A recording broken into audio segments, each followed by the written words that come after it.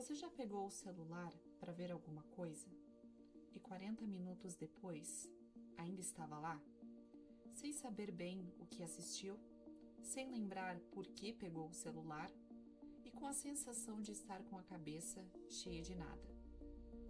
Se isso soa familiar, você não está sozinho. Em 2024, mais de 130 mil pessoas pesquisaram o significado de uma palavra que o dicionário Oxford elegeu como a palavra do ano. Essa palavra é brain rot e ela descreve exatamente o que você sentiu. Hoje a gente vai entender o que isso é de verdade, sem alarmismo e sem culpa, mas com honestidade sobre o que está acontecendo com o nosso cérebro. Primeiro, brain rot não é um diagnóstico médico. Ele não está no DSM-5, que é o Manual de Transtornos Mentais, nem no CID-10, que é o Catálogo Internacional de Doenças. Isso é importante dizer porque muita gente está usando o termo como se fosse uma doença, e não é. O que ele descreve é um fenômeno real, observável e crescente. O desgaste mental provocado pelo consumo excessivo e contínuo de conteúdo rápido, superficial e pouco desafiador. A psicóloga Andréa Amaro Quezada, docente do curso de Psicologia da Universidade de Fortaleza, descreve assim: o cérebro, durante rolagens infinitas, entra num estado onde os neurotransmissores simplesmente relaxam. Ou seja, para que fazer esforço se o próximo estímulo já está chegando sozinho? O resultado é um cérebro que funciona no modo passivo por horas e que depois tem dificuldade de voltar para o modo ativo. Não é preguiça, é neurologia.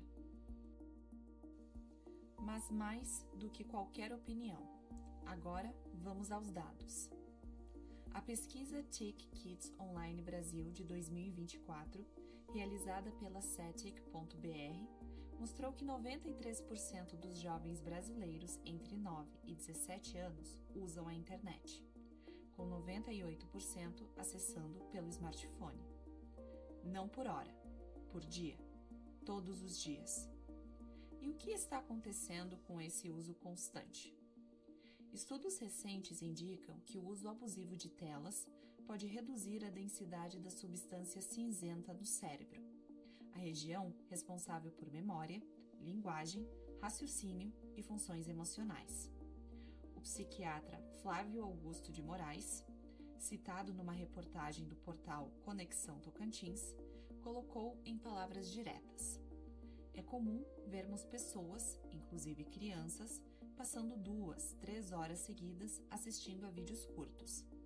Isso impede que o cérebro tenha pausas, e a pausa é essencial para o equilíbrio emocional.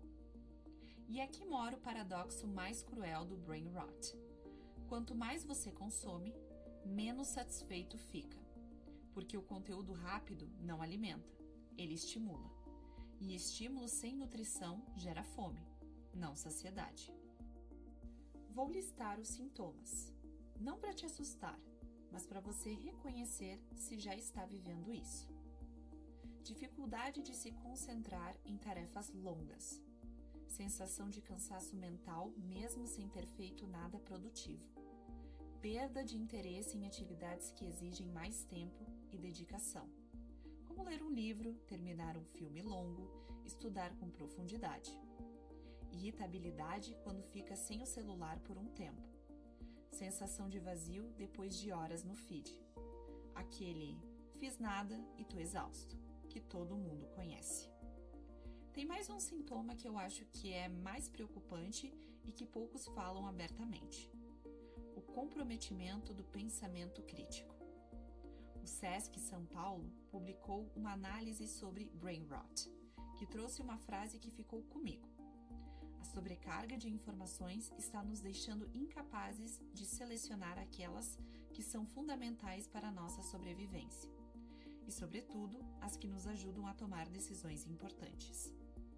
Em outras palavras, não é só que você está distraído, é que você pode estar perdendo a capacidade de pensar fundo. Mas antes de continuar, preciso pausar aqui. Porque se você está se sentindo culpado por ficar no feed, eu quero que você saiba que esse sentimento foi projetado. Não é figura de linguagem, é literal. As plataformas foram construídas com recursos específicos para tornar a desconexão difícil. Scroll infinito, reprodução automática, notificações em tempo real, likes que chegam em intervalos imprevisíveis. O mesmo mecanismo de reforço variável usado em máquinas caça-níqueis. Em março de 2026, um júri nos Estados Unidos condenou Meta e YouTube por terem criado sistemas que causaram vício e danos à saúde mental de adolescentes, e comparou o caso ao que aconteceu com a indústria do tabaco. Isso não tira sua responsabilidade de fazer escolhas, mas muda completamente o tamanho da batalha que você está travando quando tenta largar o celular. Agora, o prático, mas com uma ressalva. Não existe uma lista de 5 passos que resolva isso. O que existe são escolhas conscientes, e eu vou te dar algumas que têm embasamento real. A psicóloga Andréa Quezada recomenda estabelecer limites de tempo de tela com intencionalidade, não como punição, mas como higiene mental. O celular tem ferramentas nativas para isso. Use. Procure atividades que desafiem o cérebro de verdade. Leitura, escrita, conversas presenciais profundas, qualquer coisa que exija que você produza, não só consuma. Evite o celular como primeiro estímulo da manhã e último da noite. São os momentos em que o cérebro está mais vulnerável a entrar no modo passivo, sem resistência. Mas tem uma coisa que eu acho mais importante do que qualquer outra dica prática. Perceber quando você está usando o conteúdo como fuga. Não como entretenimento, mas como fuga.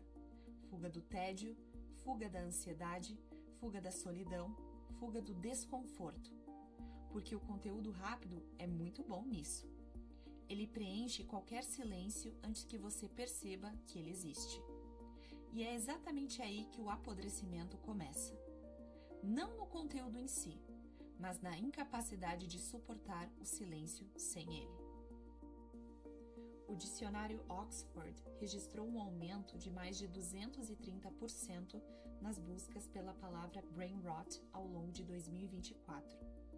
Isso não é uma tendência da internet. É um sinal de que as pessoas estão percebendo e querendo entender o que está acontecendo com elas. Você está aqui. Você perguntou. Isso já é o oposto do apodrecimento. E no próximo vídeo dessa playlist, a gente continua essa conversa, com um tema que está diretamente ligado a esse. Por que o scroll infinito foi projetado para você não parar?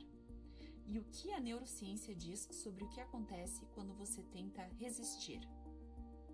Se esse vídeo te fez pensar, deixe um comentário descrevendo como você se sente depois de horas no feed.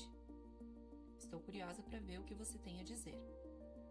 Até o próximo vídeo.